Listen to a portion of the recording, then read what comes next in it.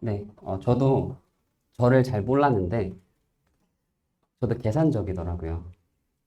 네, 저도 예수님 만나고 지금 많이 치유받는 과정인데, 저도 제 스스로 보면 아직까지도 이기적이고, 계산적이고, 막 그런 것들이 많이 발견이 됩니다. 오늘 잠깐 나누도록 할게요. 잘 집중을 해주세요. 어,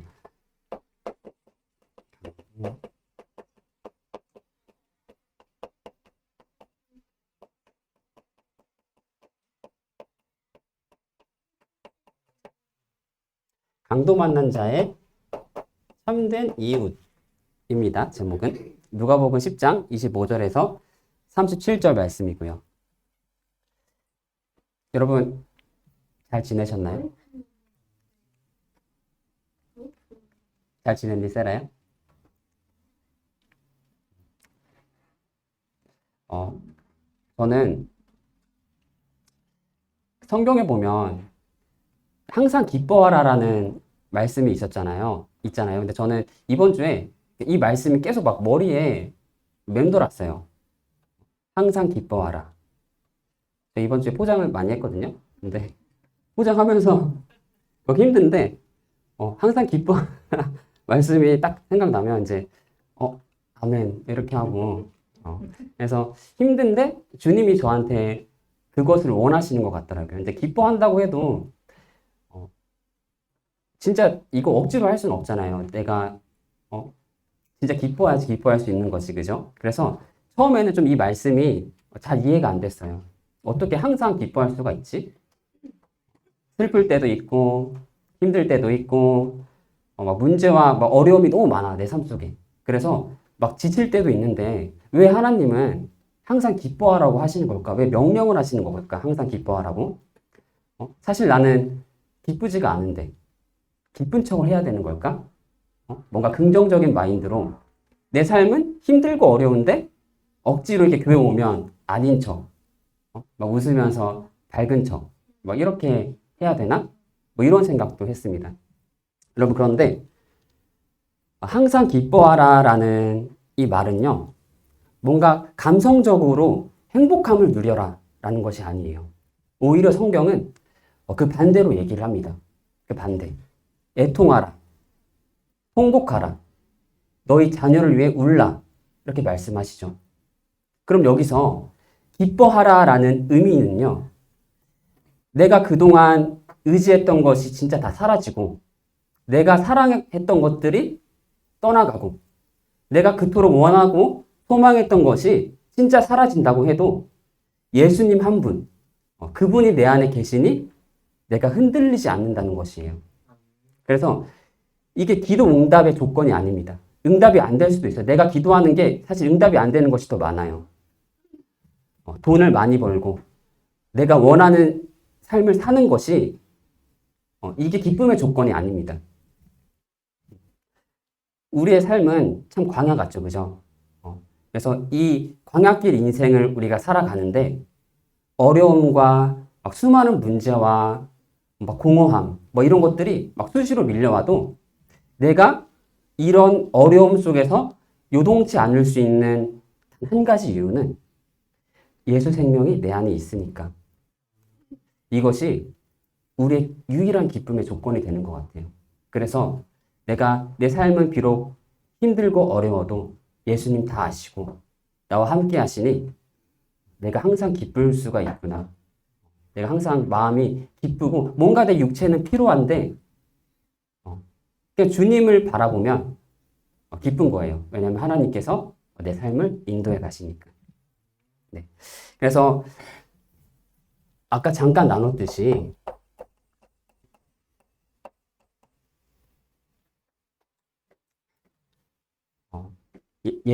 예수님은 우리를 이제 광야길 같은 그런 인생으로 초대를 하시죠. 그죠? 다 어려움이 각자 있을 거예요. 문제가 없는 사람은 없어요. 그런데 이 광야의 인생으로 초대하시면서 아이러니하게도 기뻐하라고 하십니다. 돈도 없고 몸도 아프고 이런데 기뻐하라 이렇게 예수님께서 말씀하세요. 여러분 이 하나님의 은혜가 정말 우리 모두에게 있기를 축복합니다. 그래서 오늘 말씀의 시작, 말씀 초반 부분에 보면 어떤 율법 교사의 질문으로 시작을 합니다. 그래서 이 당시에 율법 교사면 지금의 신학자, 아니면 뭐 성경 연구가 뭐 이런 위치의 사람이에요. 그래서 이 공부를 좀 많이 한 사람이 질문을 하는 겁니다. 예수님께. 예수님, 내가 무엇을 해야지 영생을 얻을 수 있습니까? 이렇게 예수님께 질문을 하는 거예요. 우리는 다 알고 있죠. 어떻게 해야지 영생을 얻는지. 제이 알지? 어떻게 해야지 영생을 얻지? 예수님을 마음에 영접하고 진짜 우리가 하나님 안에 있기를 소망하면 우리가 영생을 다 얻죠. 근데 우리는 이 다 아는 진리를, 그러니까 이 율법 교사는 잘 모르는 거예요. 그래서 예수님이 설명을 해주죠. 27절, 우리 10장 27절 너무나 중요해서 다시 한번 우리 읽도록 하겠습니다. 마태복음 10장 27절 말씀이에요. 네, 마태복음 아니, 누가복음 10장 27절 말씀.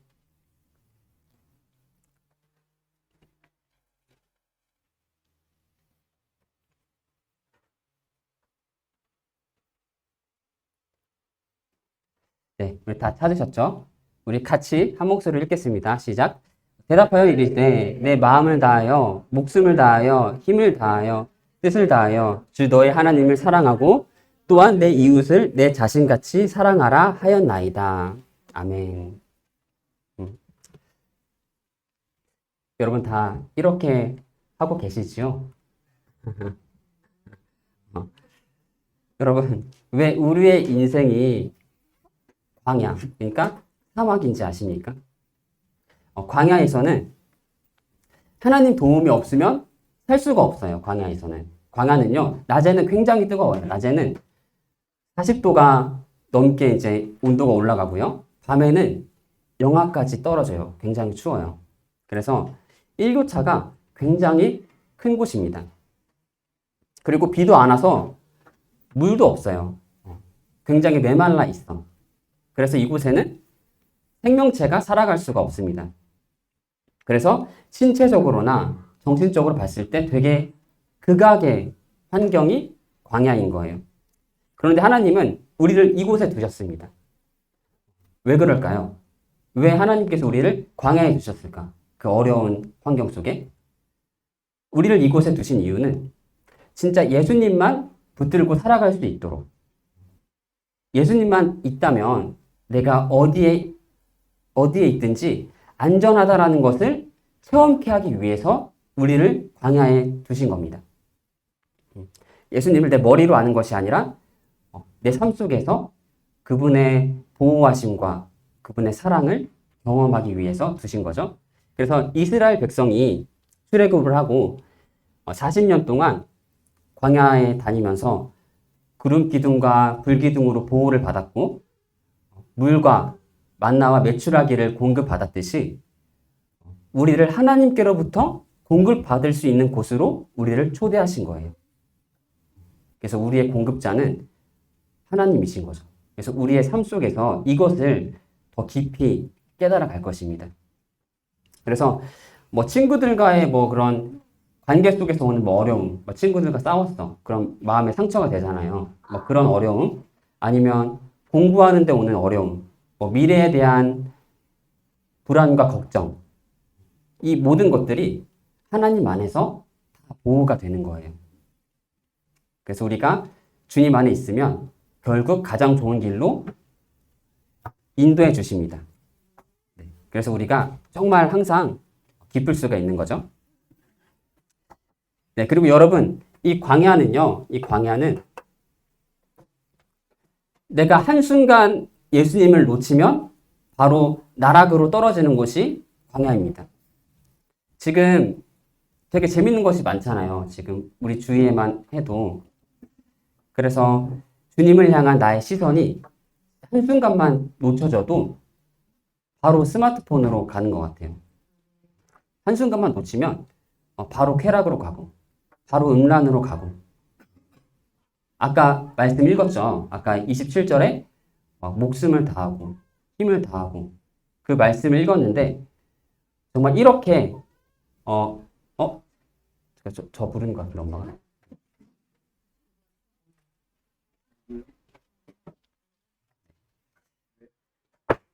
뭐 놓고 와가지고 엄마가 가져다 준다고 그래서 네.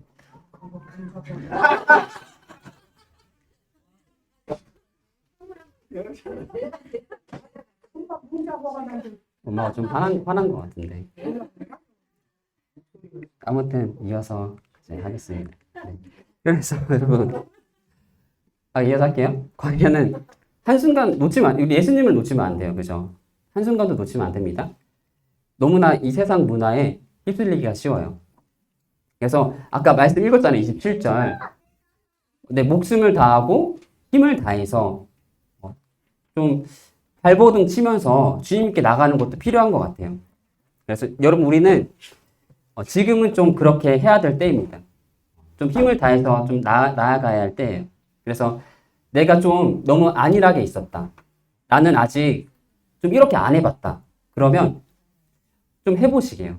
한번 주님께 내 모든 것을 걸고 한번 나아가 보시는 것을 좀 해봤으면 좋겠어요. 하나님께서 어떤 은혜를 주시나.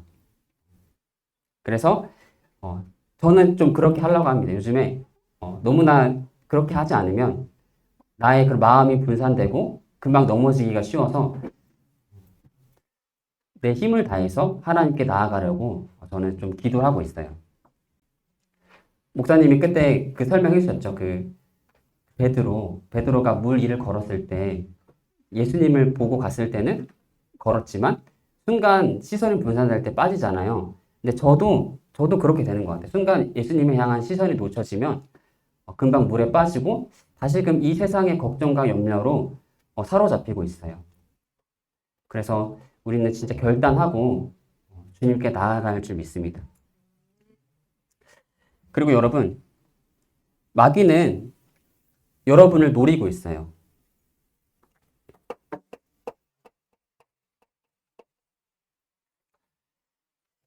여러분, 오늘 말씀에서 강도는 마귀입니다, 마귀. 그래서 오늘 말씀을 보면 어떤 사람이 예루살렘에서 여리고로 가는 길 도중에 강도를 만나죠. 근데 예루살렘에서 여리고까지의 그 거리는 한 30km 정도 됩니다. 근데 그 가는 길이 광야인 거예요. 그래서 인적이 드물고 험하고 바위와 절벽이 있는 그런 험난한 지역이죠. 그래서 이곳에 딱 강도가 숨어 있다가 공격을 갑자기 딱 하는 겁니다. 숨었다가. 그래서 히든 어택. 여러분 사단은 히든 어택을 합니다. 그러니까 되게 교묘하게 우리를 공격해요. 그래서 이 광야길을 걷던 사람이 도중에 이 강도, 마귀를 만나서 되게 심한 상처를 입은 거예요. 거의 죽을 만큼. 말씀해 보니까 옷도 다 벗기고 죽을 만큼 강도가 때렸다고 하죠. 그래서 여러분 마귀는 정말 우리를 죽이려고 해요. 성경에 보면 우는 사자와 같이 삼킬 자를 찾고 있다고 하죠. 그래서 이 마귀는 우는 사자와 같이 삼킬 자를 한을 딱 가지고 있으면서 히든 어택을 하는 겁니다. 그래서 나의 가장 연약한 부분, 내가 가장 상처를 잘 받고 낙심을 잘하는 부분으로 딱 비집고 들어와서 우리를 하나님께로부터 분리를 시켜요. 주님의 사랑과 딱 분리를 시킵니다. 그래서 우리가 하나님 은혜 보좌 앞으로 딱 나아가지 못하도록 막죠. 그래서 우리는 이것을 좀 잘 분별해야 될 것 같아요. 그런데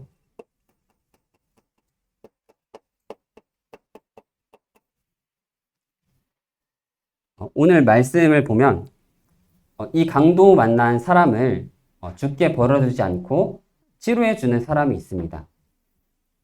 근데 이게 되게 의외의 인물이에요. 사마리아인인데요. 말씀 보니까 제사장도 지나가고 레위인도 지나가는데 사마리아인이 와서 이렇게 살려주죠. 내가 믿었던 사람이 아닌 거예요. 이 제사장과 레위인은 자칭 하나님을 잘 믿는다고 하는 사람들이었어요. 사람들이 인정해주고 높은 위치에 있는 그런 사람이었습니다. 그래서 뭔가 내가 생각할 때는 이런 사람들이라면 나를 도와줄 것 같은데 안 도와주는 거예요. 왜냐면 그곳이 광야이거든요. 내가 살기도 바쁜 내 코가 석자인 거죠. 생명의 위협이 있는 그런 곳인데 내 갈 길도 바쁜데 누구를 도와줄 그럴 여력이 없는 거예요. 그리고 인적이 드물어서 안 도와줘도 돼. 왜냐면 보는 사람도 없으니까. 안 도와줘도 누가 뭐라고 하는 사람이 없거든요. 그런데 당시에 되게 천대받았던 그 당시에는 사마리아인이 도와줍니다. 그래서 상처받은 곳에 그 기름과 포도주를 부어주죠. 여러분, 광야를 통과하는데 기름과 포도주는 그 당시에 굉장히 중요한 역할을 했어요. 왜냐하면 이 광야길이 되게 험난하고 거칠기 때문에 기름과 포도주가 없으면 안 됐습니다. 그런데 이것을 아낌없이 그 상처난 곳에 발라주죠. 약간 빨간 약과 후시딘의 역할을 하는 거예요. 그러니까 포도주로 상처를 소독하고 이제 기름, 후시딘으로 이렇게 안정제를 발라주는 거죠. 그래서 여러분, 이 사마리아인은 예수님인 거예요. 예수님은 나에게 모든 것을 다 주시는 분이십니다. 예수님께서 우리를 위해서 십자가를 지시고 생명을 주셨죠. 그래서 우리는 정말 이 예수님 한 분만 보면서 나아갈 수가 있는 것 같아요. 네. 자, 결론입니다. 결론은 나의 참된 이웃은 예수님이다. 그리고 이제 우리가 예수님처럼 이 사마리아인이 되어야 하는 것입니다. 하나님 자녀인 우리가 예수님처럼 상처받은 자들을 위해서 정말 돌봐주고 치료해주고 해야 되는 거예요. 이 광야 같은 세상 속, 이 속에서 방황하고 있는 친구들, 상처받은 친구들, 힘든 친구들이 있는데 그 친구들을 정말 도와줘야 하는 것입니다. 예수님이 우리한테 그렇게 하셨듯이 우리도 이 강도 만난 친구들을 도와주고 참된 이웃이 되어줘야 하는 거예요.